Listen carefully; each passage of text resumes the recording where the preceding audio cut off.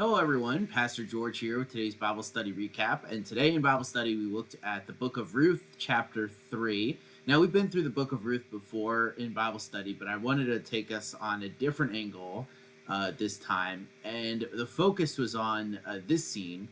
Why did I choose this scene? Well, because it does play in with some things I talked about with my sermon on Sunday. The idea that there is a unseen hand of God that is throughout this passage, all these happenstances that build up, the inward structure of Naomi and Ruth setting a plan and then it paying off, the idea that God is meeting needs of people, even if it doesn't seem like that's the case. But I also wanted to talk a lot about Ruth's character and Boaz's character, for that matter, and focus on a part of this passage that is hotly debated.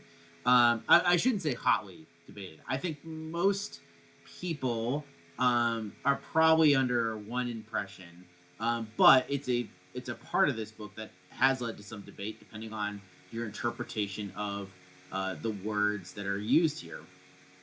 And so this is a famous part of the Book of Ruth where Naomi and Ruth set Ruth up as a prospectful wife for Boaz, who can be their redeemer, which in that time was a member of a family of the relation, so Naomi's family, who would marry the daughter, marry the wife of their dead family member. So, like, if a brother died, his brother could marry his wife and thus protect her.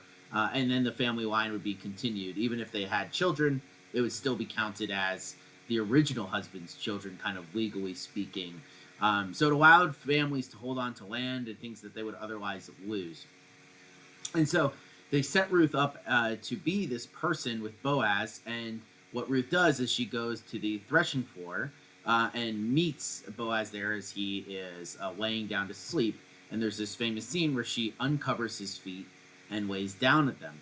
Now, what I had people debate today, or think about today, was, does Ruth have sex with Boaz? Which I know that seems kind of out of left field, but let me explain. So we looked at several passages in the Old Testament where feet is clearly used as a euphemism for genitals. And this happens quite a few times in the Hebrew Bible. Our translations usually obscure it because to translate it directly into English would be nonsensical to us. So, for instance, we looked at one part of Samuel 24:3 where Saul goes into a cave to relieve himself in the English, right? But it actually says uncover his feet in the Hebrew.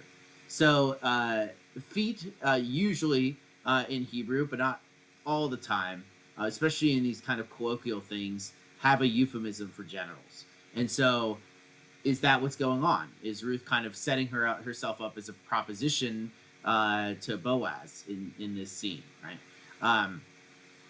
And of course, there's the idea of lying down, which she does. There's this that is used throughout the Old Testament as a euphemism to lie with someone, as a euphemism for sex.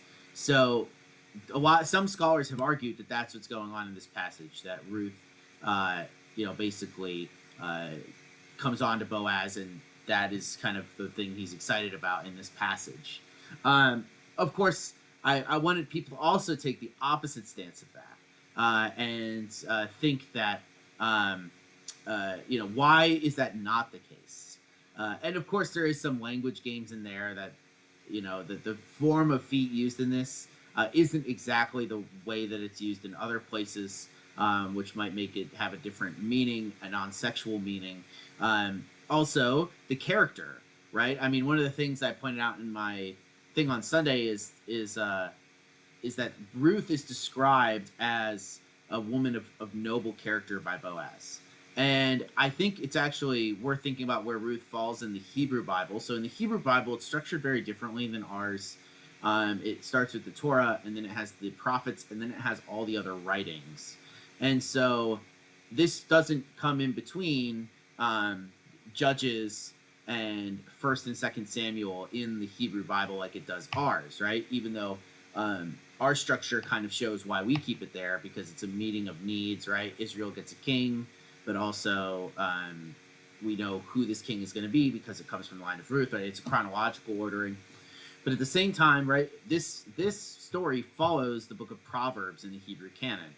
And if you go to the end of the book of Proverbs, you'll see that it's about a noble woman. That's how the book of Proverbs ends. Like, what makes a noble woman? Right into Ruth. And if you read the book of Proverbs and read Ruth in that light, right, does that mean that Ruth is doing what some scholars think she's doing?